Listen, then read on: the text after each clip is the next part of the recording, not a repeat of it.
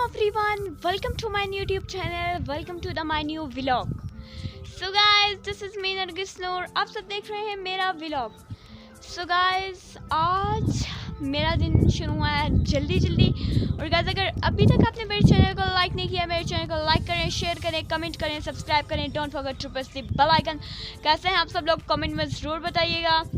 तो गाइस आज मैंने सोशल मीडिया पर देखा कि कश्मीर से ताल्लुक़ रखने वाले एक उस्मान साहब हैं जिनने कश्मीर में 10,000 पानी के तालाब बनाने की मुहिम शुरू की है. ये उस्मान साहब पेशे के लिहाज से तो टीचर हैं जो अब तक कश्मीर में 320 से ज़ायद तालाब बनवा चुके हैं. गाइस मुझे तो खुद ना मालूम था कि आखिरकार ये तालाब बनवाए क्यों जा रहे हैं. फिर मैंने अपने दादा अब्बू से पूछा तो उन्होंने बताया कि महाराजा कश्मीर के दौर में कश्मीर में जंगलात में, महलों में, गाँव में, घरों के आसपास छोटे छोटे तालाब बनवाए जाते थे जिनमें बारिश का पानी ज़ख़ीरा होता था और फिर ये पानी जाकर काम आता था कि मवेशियों के लिए, ज़राअत के लिए, खेती बाड़ी के लिए. गाइस मज़ीद रिसर्च के बाद मुझे पता चला ये जो तालाब होते हैं ये मिट्टी के कटाव को रोकते हैं और ज़ेर ज़मीन पानी की सतह में इजाफ़ा करते हैं. ज़राअत और जंगली हयात के लिए मुफीद साबित होते हैं.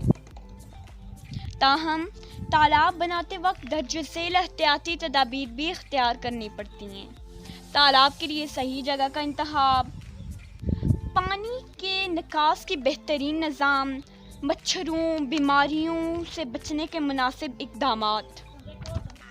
गाइस अगर हम ये सब चीज़ें मद्देनज़र रखें तो पहाड़ी इलाकों में छोटे तालाब फ़ायदेमंद साबित होते हैं. गाइस अगर हम तालाब बनाने की मुहिम शुरू करने वाले टीचर उस्मान को शानदार अल्फाज में खराजे तहसीन पेश ना करें तो ये नज़र में नाइंसाफ़ी है. मेरी तरफ से टीचर उस्मान आपको शानदार सलूट और खराजे अकीदत. गाइस वो मिलेंगे नेक्स्ट व्लॉग में, तब तक के अल्लाह के हिफ़्ज़-ए-अमान में रहिए. अगर अभी तक आपने मेरे चैनल को लाइक नहीं किया, मेरे चैनल को लाइक करें, शेयर करें, कमेंट करें, सब्सक्राइब करें. Don't forget to press the bell icon. Guys एक दफ़ा फिर से आप अल्लाह के हिफ़्ज़-ए-अमान में रहें, खुश रहें, हंसते रहें. Thank you guys. तो अब आपको कैसा लगा मेरा आज का व्लॉग, कमेंट में ज़रूर बताइएगा. Thank you guys.